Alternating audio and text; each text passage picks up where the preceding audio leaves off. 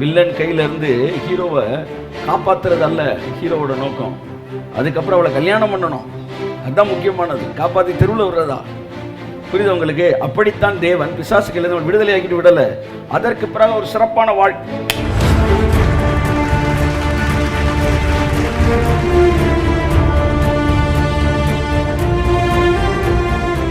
எத்தனை வாக்குத்தத்தங்கள் உங்களை வாழ வைப்பேன் என்று தேவன் சொல்லியிருக்கிறார்.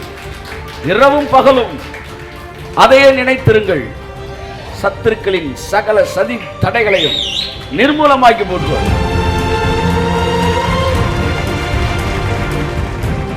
உங்க வேலையெல்லாம் அவருடைய பலத்த கரத்துக்குள் அடங்கி இருக்கும். நீங்கள் கெட்டவனா இருந்தால் கூட உங்களை பிசாசால் தொடர உரிமை கிடையாது. எனக்கு விலை கொடுத்து வாங்கியிருக்கிறார்.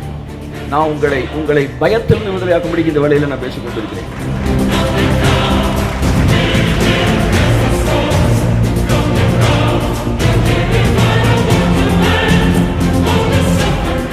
ஒரு ஊழியக்காரன் அவன் ஸ்டாண்டர்டுக்கு பேசாம மக்களுடைய ஸ்டாண்டர்டுக்கு பேசணும். ஜெபங்கள் பயத்தின் விளைவாய் வருவதல்ல, அது வெற்றியின் விளைவாய் வருவது. தெரிந்தோ தெரியாமலோ நீங்கள் பிசாசுக்கு பயப்படுவதற்கு காரணம், அவனுக்கு ஏதோ ஒரு விதத்தில் உங்கள் மீது ஒரு லீகல் ரைட்ஸ் இருக்குன்னு நீ நினைச்சுக்கிட்டு இருக்கிற.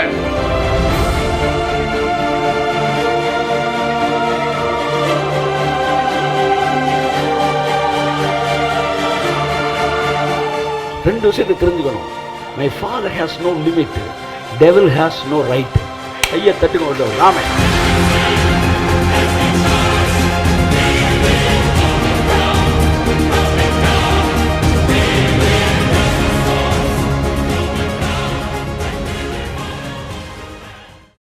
தேவனுடைய மிக பெரிதான நோக்கம் நம்மை பாவத்திலிருந்து விடுதலை பெற வைப்பது மட்டுமல்ல, எகிப்து தேசத்திலே இருந்து விடுதலை பெறுவது மட்டுமல்ல, நம்மை கானானுக்குள் கொண்டு செல்வது.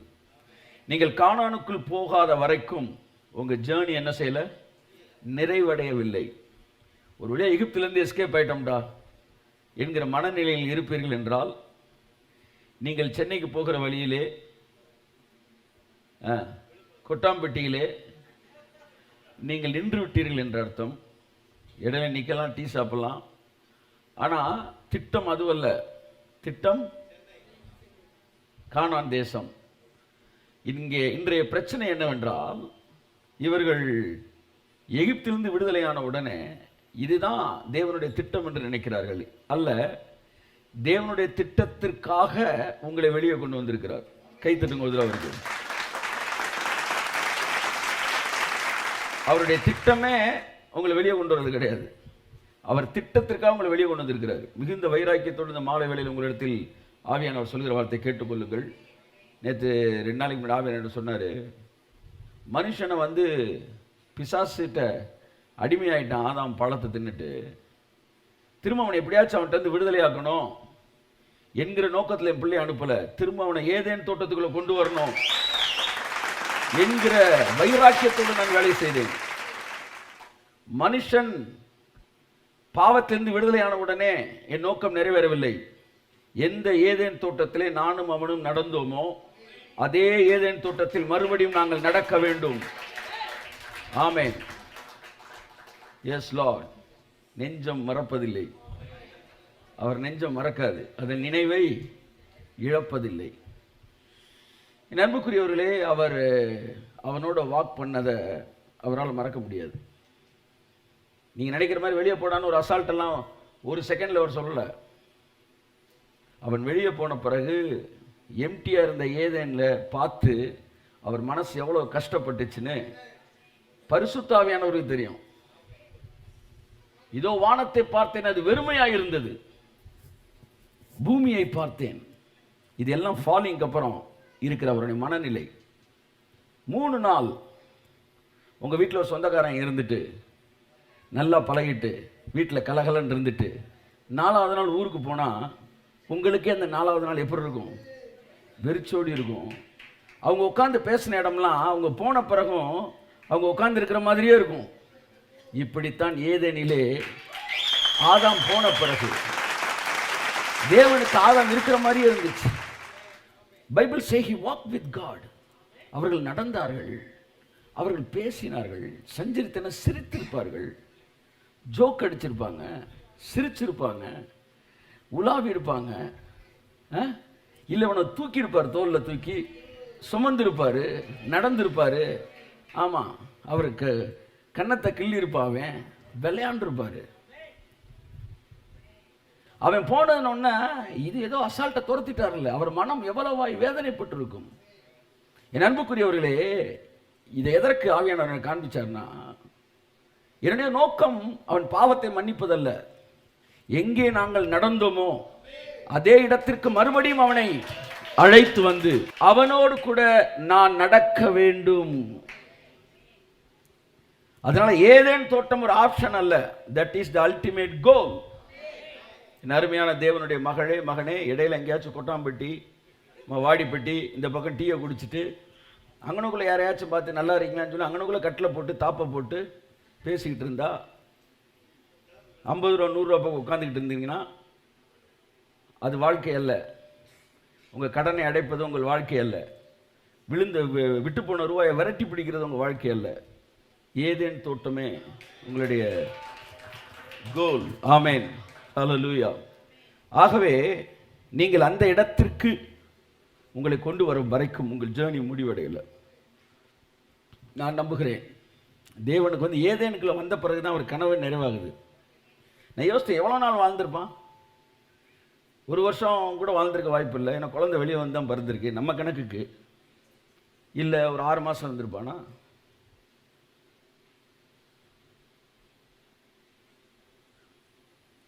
அதனால் நாட்கள் குறைவாக இருக்கிறனால அவர் லவ் குறைவாக இருந்திருக்குமா? உலகத்து கவிஞன் எழுதுறான், ஒரு முறை ஏனும் ஒரு நாள் பொழுதும் உன்னுடனே நான் இருந்தால், தெரியாது உங்களுக்கு, அதனால தான் இடையிலிருந்து வரேன், அதை இறப்பினிலும் மறுபிறப்பினிலும் நான் நினைத்திருப்பேன் எழுதுறான்.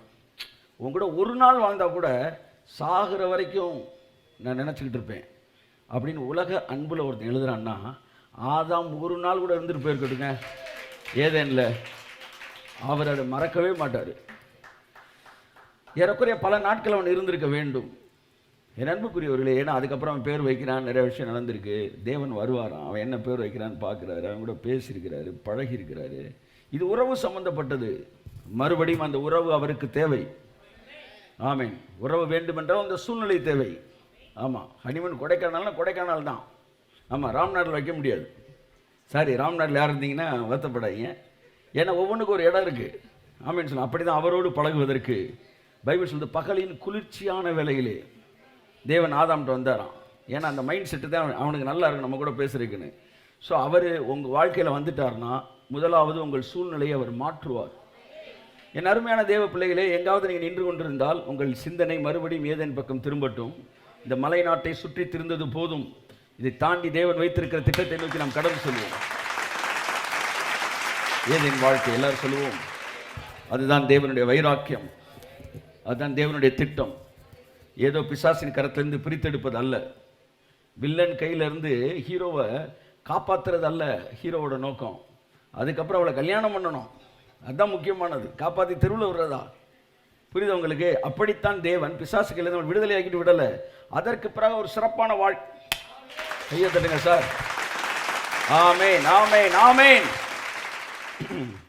அந்த ஒரு வாழ்க்கையை தேவன் உங்களுக்கு எனக்கு வைத்திருக்கிறார். இந்த இரவு வேளையில் அதை அறிந்து கொள்ளாதிருப்பீர்கள் என்றால் அந்த இடத்திற்கு நோக்கி கடந்து செல்லுங்கள். உங்கள் எண்ணங்கள் எல்லாம் உயர்ந்த இடங்களை நோக்கி இணைக்கப்பட்டிருக்கும் என்றால் தாழ்ந்த இடங்களை நோக்கி உங்கள் மூக்கு என்ன செய்யாது? தேடாது. பன்றிகளைப் போல மட்டமான விஷயங்களுக்குள்ளே நம்முடைய எண்ணங்கள் என்ன செய்யாது? நுழையாது. இங்கே வச்சிருந்த எட்டனா எவன் எடுத்தான், அவனா இருக்குமா இவனா இருக்குமா, அந்த நோக்கமே வராது. ஏனென்றால் உயர்ந்த மனிதர்கள் உயர்ந்த விஷயம். ஆமாம், என் பேருக்கு ஒன்று கொடுங்க. ஆமே, உயர்ந்த மனிதர்கள் உயர்ந்தவைகளை சிந்திக்கிறார்கள், உயர்ந்தவைகளை நோக்குகிறார்கள். அந்த இடத்திற்கு உங்களை வரும்படி நான் அழைக்கிறேன். இந்த உயர்ந்த ரக சிந்தனை இல்லாதவர்கள் தான் மட்டமானதை பேசிக் கொண்டிருக்கிறார்கள். 4 சப்பாத்தில் 2 சப்பாத்தி குறையுது, யார் எடுத்துட்டு போனேன் என்கிற மனநிலையிலிருந்து வெளியே வாங்க. தேவன் ஒரு மிக பெரிய வாழ்க்கையை வைத்திருக்கிறார். இந்த மிகப்பெரிய வாழ்க்கை குறித்த படம் உங்களை மற்றவர்களை குறித்து யோசிக்கிறதிலிருந்து விடுதலை கொடுக்கிறது. இந்த உயர்ந்த படம் பிசாசின் கிரியைகளை குறித்து யோசிப்பதிலிருந்து உங்களை விடுதலை ஆக்குகிறது. சிலருக்கு பாருங்க, பிசாசு ஒன்று சொல்லிட்டா எப்படி அவன் செஞ்சே முடிச்சிருவான்னு ஆழ்ந்த நம்பிக்கை இருக்கு. ஆனால் தேவன் ஒன்று சொல்லிட்டார் மட்டும் செய்வாரா? யதார்த்தம் நமக்குள்ள இருக்கு. ஒரு நெகட்டிவாக கனவு கண்டா நடந்தே ஆகுண்டான்னு நினைக்கிறேன். ஆனால் பாசிட்டிவாக கனவு கண்டா, நான் சொல்கிறேன், நெகட்டிவ் கூட நடக்காமல் போயிரு சார். என் வாழ்க்கையில் 100 நெகட்டிவ் கனவு நடக்காமல் போயிருக்கு. கர்த்தரை மாற்றிருக்கிறாரு. ஆனால் பாசிட்டிவாக ஒன்று சொன்னா கையத்தட்டு. ஆமென், ஹல்லேலூயா. சொன்னால் அது நடக்காமல் போகாது. உதரேன்ற ஒரு பிசாசு சொல்லிச்சு, ஒன்று நான் காலி பண்ண விட மாட்டேன். சொன்னேன், ஏற்கனவே சொல்லியிருக்கேன், நான் காலி பண்ண விட மாட்டேன். ஒரு பிசாசை துரத்தும் போது வெத்தி எப்படி ஓடிடுச்சு. ஆனால் போன பிறகு அவன் ஒரு விதையை போட்டு போயிட்டான். காலி பண்ணாம விடவே மாட்டேன், காலி பண்ண 2 நாள் உள்ளே ஓடுது.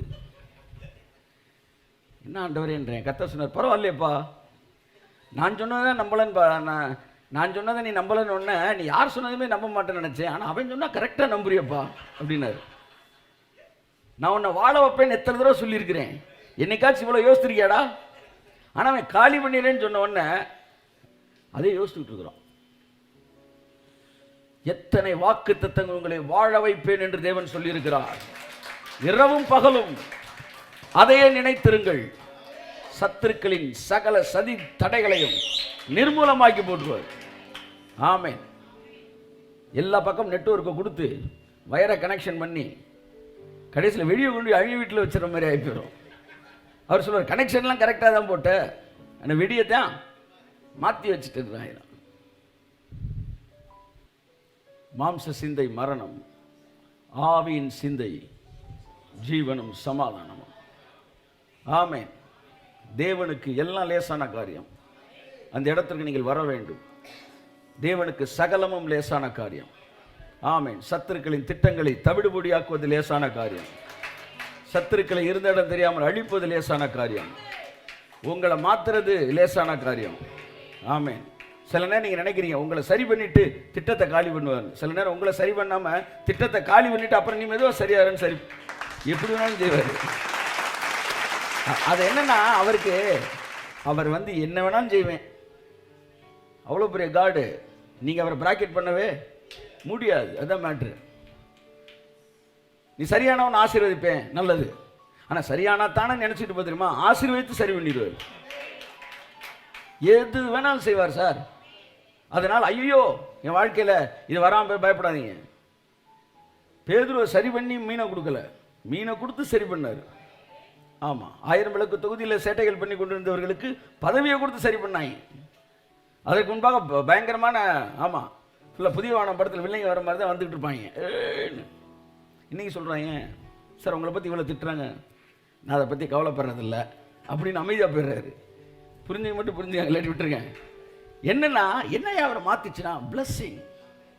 நம்முடைய மைண்ட் ஒரு குறுகிய மனநிலை. என்ன சொல்ல வரேன்னா, இந்த நிமிடத்தில் இப்பொழுது நீங்கள் அமர்ந்திருக்கிற வண்ணமாக தேவன் உங்களை ஆசீர்வதிக்க முடியும். ஆகவே அன்புக்குரியவர்களே, இறைவன் மிகப்பெரியவன். ஆமா, இதுலேயும் தெரியலன்னா ஏதாச்சும் லாரிக்கு முன்னாடி எழுதி வச்சிருப்பாங்க, அதை பார்த்தாச்சு தெரிஞ்சுக்காங்க. அவனுக்கு தெரிஞ்சிருக்கு இறைவன் மிகப்பெரியவன். ஆனால் நமக்கு அது தெரியல. என்ன சொல்ல வரேன் என்றால், தேவனுக்கு எல்லாம் லேசான. நல்லா கைத்தட்டுங்க ஒரு தடவை, பயப்படாதீங்க, கைத்தட்டுங்க. லேசான காரியம், பயப்படாதீங்க. ஆமென், ஆமென், ஆமென், ஆமென், ஆமென். Yes Lord. என் அன்புக்குரியவர்களே, தேவனுக்கு உங்கள் வாழ்க்கையில் எவ்வளோ பெரிய விஷயத்தை யோசித்தாலும் அது ஒரு லேசான காரியம். தயவு செய்து பாவமோ பிரச்சனையோ பிசாசோ உங்களை த்ரெட்டன் பண்ண விடாதிருங்கள். எங்காவது துணிகரமாக கிரியை செய்கிறவர்களுக்கு அது தானா அது வேலையை பார்த்துரும், அதை விட்டுருங்க. நீங்க என்ன செய்யுங்க, எந்த விஷயத்திலும் எதுவும் உங்களை பயமுறுத்த விடாதிருங்கள். ஆமா, நான் முற்றிலும் என்னுடைய மனநிலைக்கு எதிராக இப்போ பேசிக்கிட்டு இருக்கிறேன். அதுதான், நீங்க ஸ்டேஜ் கீழே ஒன்று பேசிக்கிட்டு இருப்பீங்க, ஸ்டேஜுக்கு வந்து வேற மேட்டர் பேசிட்டு இருப்பீங்க. அப்ப என்ன, ஆவியானவர் பேசிட்டு இருக்காருன்னு அர்த்தம். ஒரு பொண்ணு என்கிட்ட வந்து ஜோம் பண்ணிச்சு, அமெரிக்காவுக்கு எனக்கு போகணும்னு ரொம்ப ஆசை. சிலருக்கு வாழ்க்கையில் காணானே அதுதான். அவனுக்குள்ளே போய் அந்த பக்கம் ஜீவனை விட்டு விட்டால் கூட போதுண்டான்ற மாதிரி. எல்லாரும் இல்லை, சிலர். அவனை போய் ஆகணும், அதனால் எனக்கு ஒரு ஜோம் பண்ணுங்க. சரிம்மான்னு சொல்லிச்சு. ஜோம் பண்ணி நீ போகிறதுக்கான வழியில் கர்த்தர் செய்வான்னு அனுப்பிச்சாச்சு.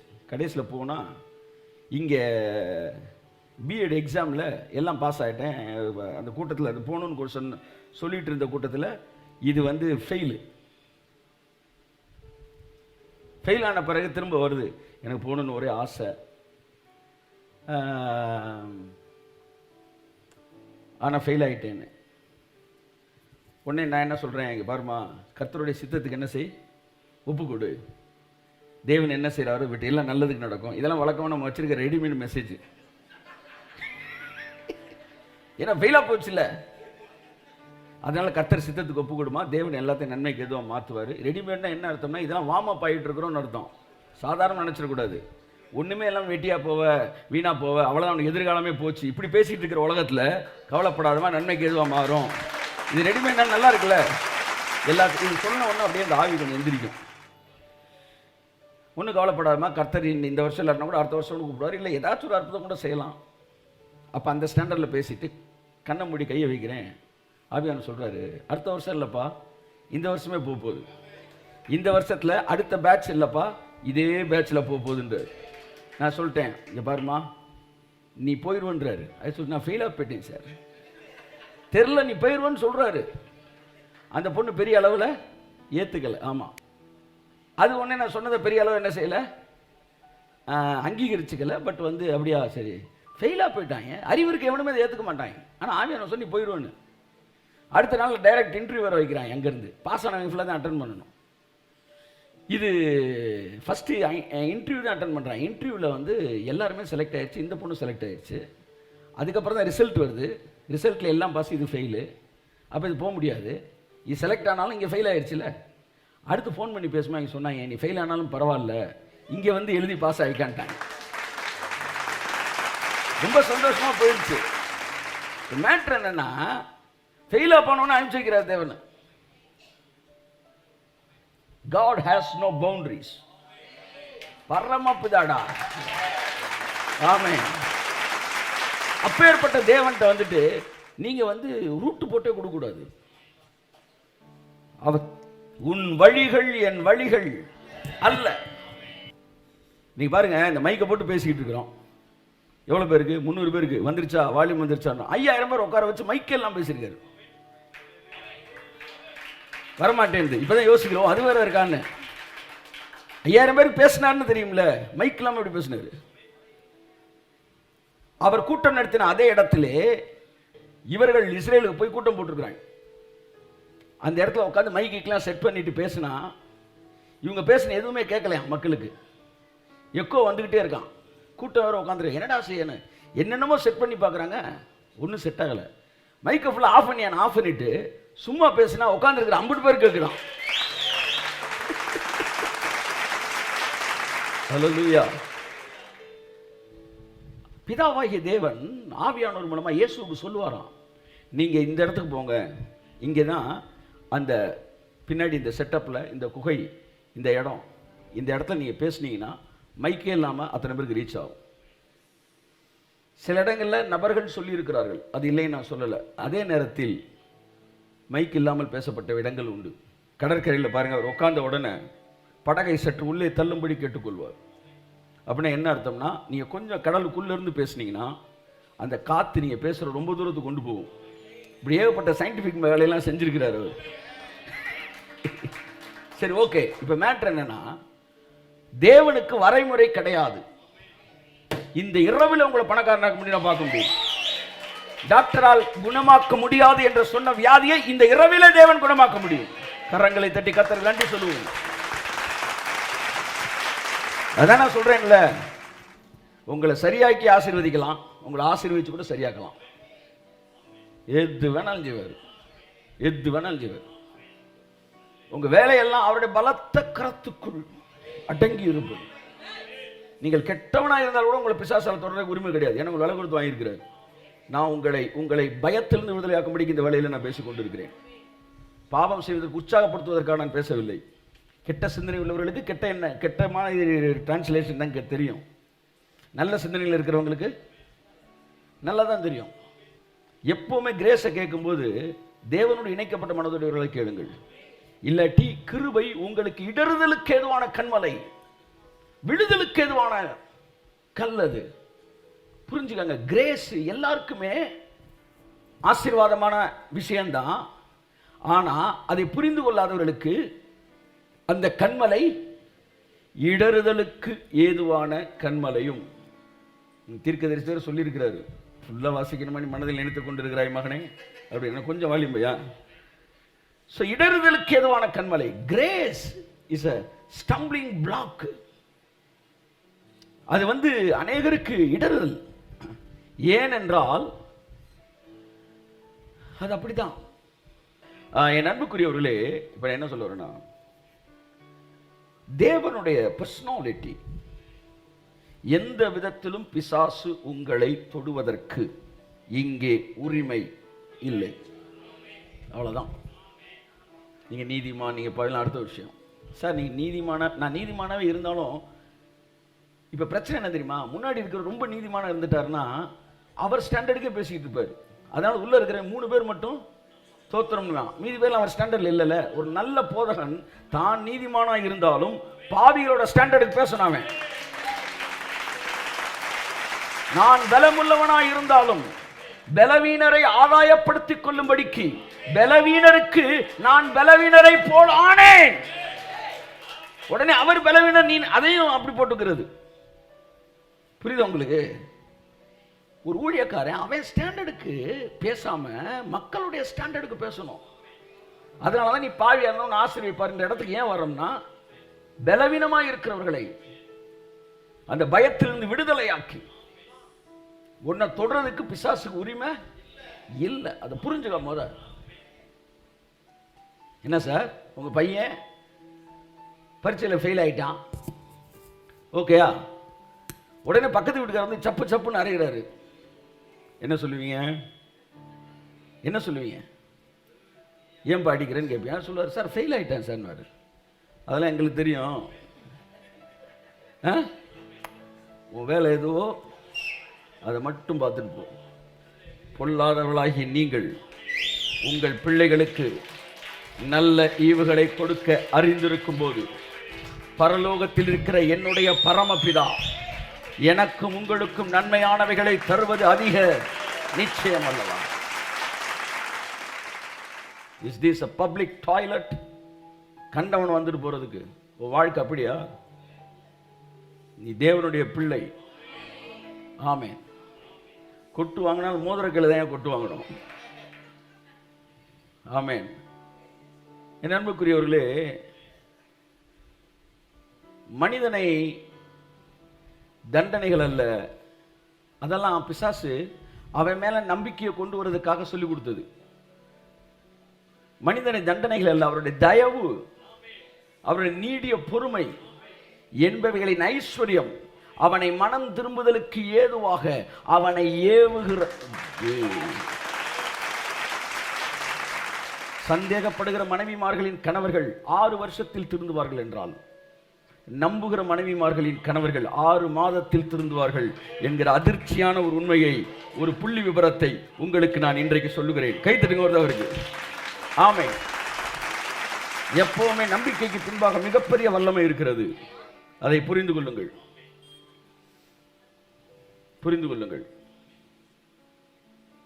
நான் அடிக்கடி ஒன்று சொல்லுவேன், என்னை நம்பாதவர்களுக்காக நான் எதையும் விளக்கம் சொல்ல வேண்டிய அவசியம் இல்லை. ஆனால் என்னை நம்புகிறவர்களுக்காக கொஞ்சம் யோசித்து பாருங்க. உங்களை நம்பாதவனுக்காக நீங்க நல்லா வாழணும் தேவையில்லைங்க, ஆனா உங்களை நம்புறவனுக்காக நீ நல்லா வாழணுங்க. என் வாழ்க்கையில் நான் வேண்டாம் என்று ஒதுக்கியதெல்லாம் என் எதிரிகளை பார்த்து பயந்து அல்ல, நீங்க எல்லாம் ஒரு ஆளடா போடான்னு.